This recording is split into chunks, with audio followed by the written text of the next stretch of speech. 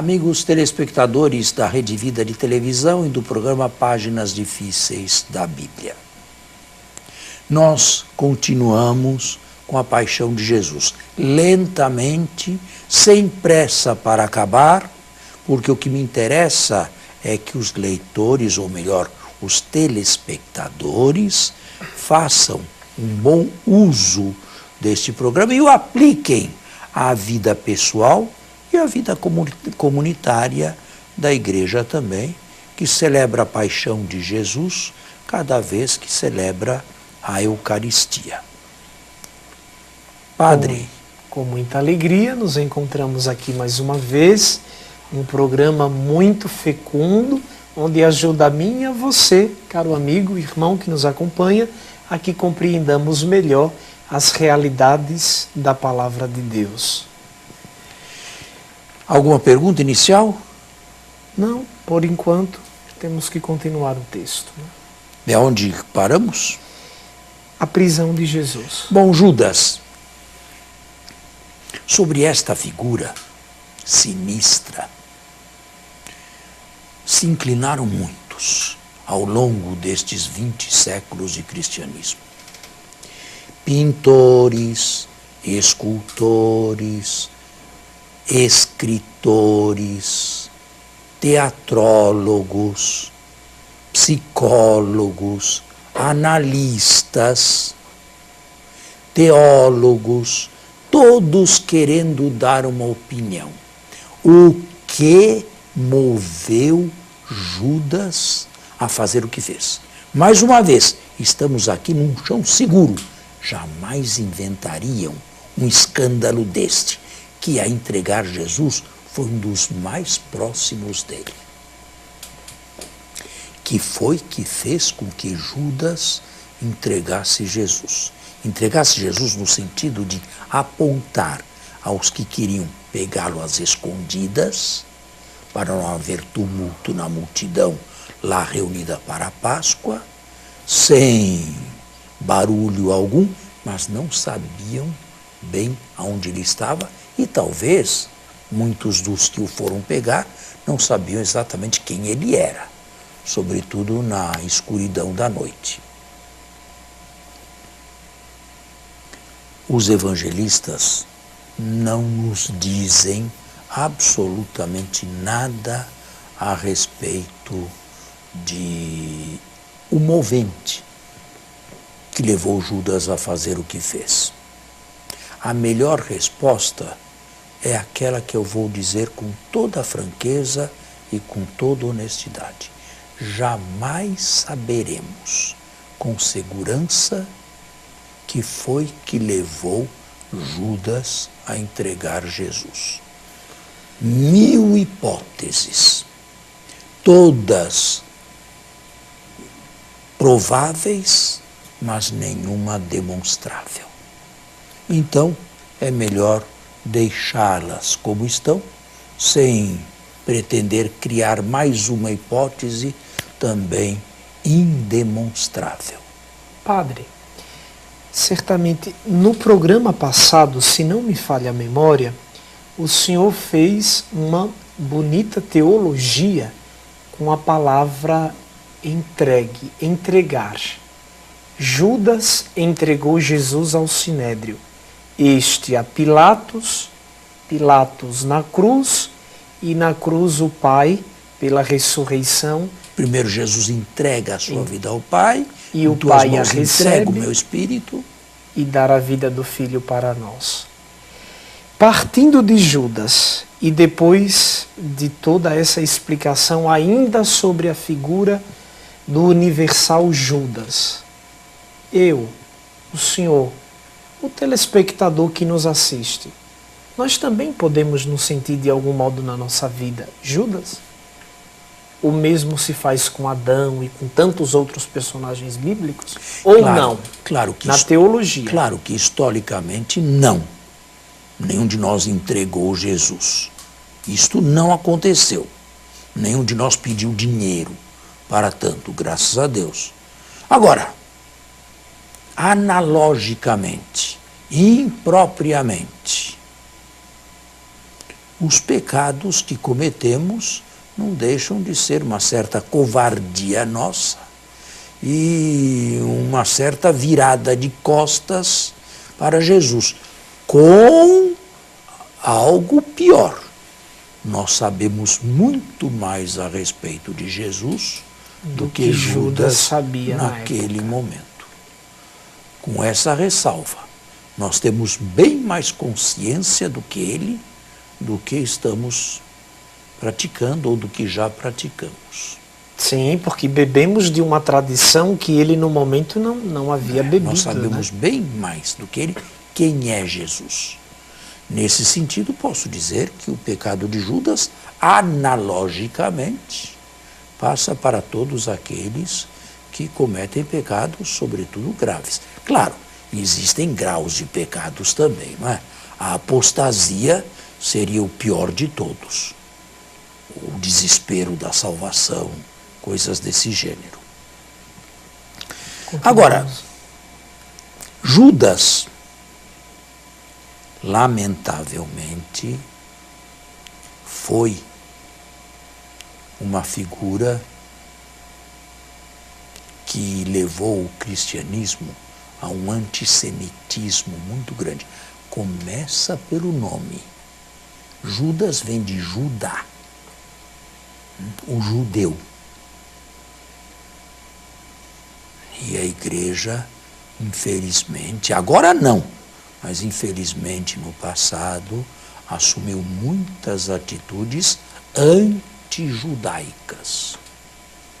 E algumas delas baseada no judeu, que se concentra na figura de Judas. Que fez ele? Entregou Jesus. Para onde foi? Os evangelistas não nos dizem. Lucas diz que foi para o seu lugar.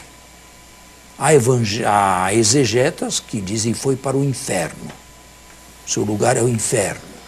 Bom, mas isto é a opinião de alguns. Eu não saberia dizer absolutamente onde Judas se encontra. Eu gostaria de advertir o meu público, aqueles que me escutam, me veem, me ouvem, que tomemos cuidado, não é? Porque com Deus não se brinca.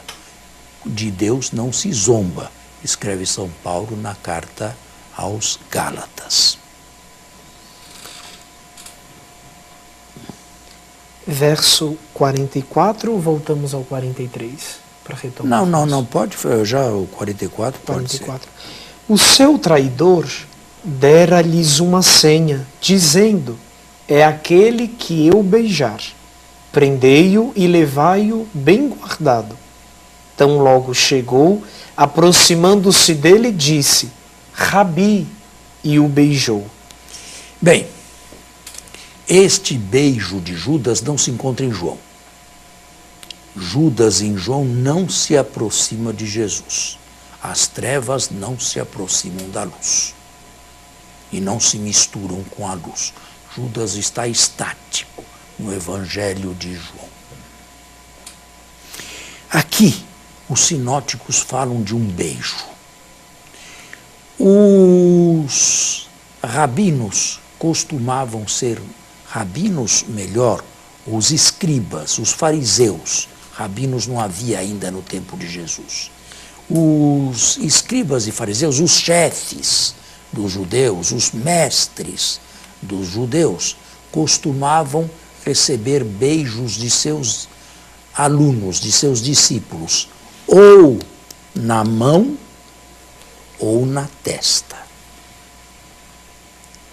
A sociedade romana era muito reticente em demonstrações de afeto através do beijo em público.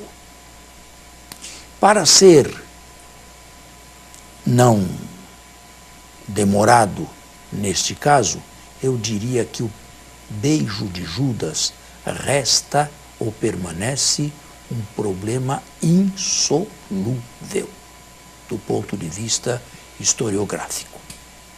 Em João não se beija, aqui se beija. Se beijou, de fato, nós nunca vamos poder resolver esta questão.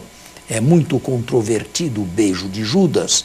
Ele, sem dúvida alguma, deve ser declarado um celerado. Mas isto pode ser também uma criação dramática por parte de Marcos ou por parte da tradição pré-marciana. Não acredito que esta tradição tenha provindo do judaísmo. Eles lançaram a mão sobre ele e o prenderam. Agora, de agora em diante, Jesus perdeu toda a liberdade. A liberdade física, quero dizer. A liberdade de ir e vir.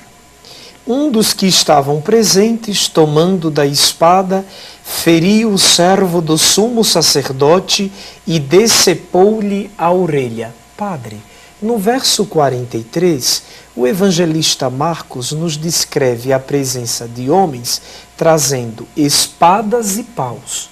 O quarto evangelista fala de tochas e lâmpadas. Lá, provavelmente, ele está querendo insinuar Jesus luz, que Judas trevas não consegue se aproximar nem beijar. E aqui, paus, espadas, o traidor chega, Isto beija. é mais histórico, é mais provável do ponto de vista histórico. Vamos fazer um intervalo e voltamos. Estamos de volta após o intervalo e, se for o caso, continuamos. Queria fazer uma pergunta? Apenas eu levantei uma questão completando o pensamento do padre. É que no verso 43 do capítulo 14, no Evangelho de Marcos, ainda onde estamos, o evangelista nos fala sobre um grupo de homens que com Judas trouxeram em suas mãos espadas e paus. Já o quarto evangelista, falando sobre a mesma ação, nos descreve as ferramentas, tochas e lâmpadas. Como eles não têm a luz do mundo, eles têm que se contentar com tochas e lâmpadas. É teológico. Teológico. É. Eles estão nas trevas. E, portanto, tochas e lâmpadas se não estão com a luz do mundo. Quem não me segue anda em trevas, diz Jesus no Evangelho de João. De João. Certo? Muito bem. Bem, aqui, um dos que estavam presentes com ele. Os outros sinóticos falam de um dos discípulos de Jesus. E João fala Pedro. E aqui? Provavelmente nós estamos num processo de evolução e de buscar o verdadeiro causador. Um dos presentes, um discípulo, Pedro. Isto quer dizer o quê? Isto quer dizer, em primeiro lugar, que houve uma certa resistência na prisão de Jesus. Uma resistência, assim, incontida. Logo abafada por Jesus. Jesus não quis encabeçar nada ali naquele momento. Embora, repito, tivesse havido alguma cena violenta dessas que acontecem quando há um tumulto na rua e coisas que não podem ser previstas. Bem, um dos presentes não diz de que lado ele estava. Se do lado dos discípulos de Jesus ou dos que vieram prendê-lo. Tomando a espada, feriu o servo do sumo sacerdote. Parece, pelo resto da frase, que aquele que tomou a espada estava do lado do grupo de Jesus. Portanto, a resistência houve, mas envolveu também os discípulos de Jesus. O quarto evangelista indigita Pedro, como que a querer dizer, mas do seu evangelho e na sua ótica. Se tivéssemos que apontar alguém dos discípulos de Jesus a fazer tal coisa, o candidato mais indicado seria Pedro. Pelo seu atrevimento, talvez, durante a Pela vida sua, pública? não só atrevimento, Temperamento. mas temperamento, pelas suas iniciativas, né? Irei contigo até a morte, ainda que esta noite o galo não cantará sem que me negues 3 vezes, ainda que todos te neguem, eu não te negarei. Nós não começamos a paixão aí, mas esse texto está em Marcos. Seria uma pessoa primária, nós diríamos hoje. E vai bem com o caráter de Pedro. Mas isto supondo que Pedro mesmo tenha realizado isto. Decepar a orelha talvez seja uma expressão drástica ou uma expressão, digamos, forte. Machucado a orelha, cortado a orelha, mas talvez não decepado no sentido que nós entendemos pelo termo. De qualquer maneira, são conjecturas. Padre, então o quarto evangelista, ele simplesmente intuiu, se podemos afirmar isso, ou ele bebeu de alguma fonte pré-joanita para chegar a essa conclusão? Não acredito que ele tenha bebido, não. Ele tem a tendência a dar nomes a pessoas não nomináveis ou não nomeadas. O quarto Por evangelista. exemplo, na despedida de Jesus, no longo discurso de despedida, uma hora fala Felipe, outra hora fala André, outra hora fala Judas, não o Iscariotes. Esta tendência nós vemos no quarto evangelho. E até fora do quarto evangelho, as tendências são dar nomes a pessoas que não têm nome nos textos evangélicos. Olhe, a exemplo de exemplo, e para não sairmos da paixão, olhem quantos nomes receberam os ladrões ou os bandidos que foram crucificados com Jesus. Nenhum nome nos evangelhos canônicos, mas na tradição, pelo menos 15 nomes. Até chegar a Dimas, né, na tradição ocidental. Certo? Bem. O verso 48. Jesus, dirigindo-se a eles, disse: serei eu um ladrão? Saístes para prender-me com espadas e paus.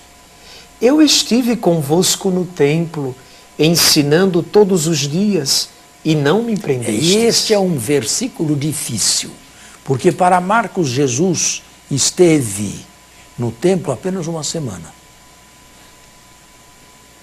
E nunca visitou Jerusalém antes da paixão.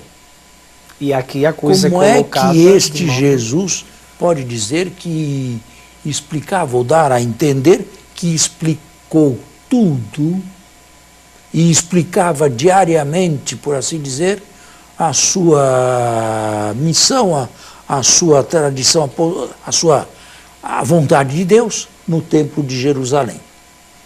É um versículo que, a meu ver, não tem solução. E cai bem no quarto evangelho, sobretudo esse no quarto gerúndio evangelho, ensinando aqui. Onde se fala que Jesus esteve diversas vezes em Jerusalém e possuía amigos em Jerusalém, inclusive. Marta, Maria, Lázaro, etc. Mas aqui, não. E esse Jesus que tenta dialogar com quem vai prender-lhe? E em João não tem isso, padre, esse diálogo. Pelo contrário, é um Jesus que chega livre, toma a iniciativa da conversa e mostra quem ele mesmo é. Por que essa... Não. Cada um descreveu o momento como melhor lhe parecia. Não havia um esquema rígido para a descrição da paixão. Agora, esta descrição aqui, e é bom que se diga ainda que já tenhamos começado isto há quase um mês, é bom que se diga, ela foi fruto de uma longa reflexão. Porque naquela sexta-feira, o que se fez foi executar um condenado à morte. Nada mais. Agora, retirar esta execução à morte do seu caráter profano. Jesus não foi imolado por nenhum sacerdote, não foi pregado na cruz por um sacerdote num dia solene, num lugar solene, no templo, fora do templo. Tudo e por pagãos, não por judeus. Tudo isto tinha que ser retirado da profanidade para dar isto aqui. Então é natural que o texto sofrera muitas interpolações. Muitas interpolações eu não diria não, porque por interpolações se entende diversas reescrituras. Reinterpretações eu não do fato diria bruto. Diversas reescrituras. Eu diria que o texto foi longamente pensado, amadurecido, pregado, ensinado, com o auxílio das Escrituras, com o auxílio do Antigo Testamento, para dar o que nós temos aqui. Isto aqui é um destilado. Não é a história bruta, mas é um destilado. É o que era narrado na primeira catequese cristã. Mas entre a primeira catequese cristã e o fato bruto, bem, há algumas diferenças, né? Sim, sem dúvidas. E aqui em Marcos nós estamos no terreno dos anos 70, mais ou menos? 68 a 71, por aí. Portanto, já se tinha 40 anos atrás de tradição oral e de ensinamento, digamos, ensinamento catequético, né? Ensinamento catequético cristão. Certo? Bom, nós praticamente não acabamos, mas também não dá mais para acabar. Faltam 2 versículos para... Pois é, apenas 2 versículos para terminar esta primeira parte. Estão vendo como o que significa um estudo profundo? Significa ir devagar e ler palavra por palavra. Os exegetas também fazem isso, só que de maneira mais profunda ainda e no original, na língua grega. Muito obrigado a todos pela audição, pelo programa e desejo um ótimo final de semana a todos. Que este programa esteja fazendo bem a muitos. Agradeço mais uma vez a você que está aí conosco, acompanhando este belo e profundo estudo bíblico, ao Padre Fernando, o meu pai e o meu amigo na fé. Tenham todos um bom domingo e uma boa semana.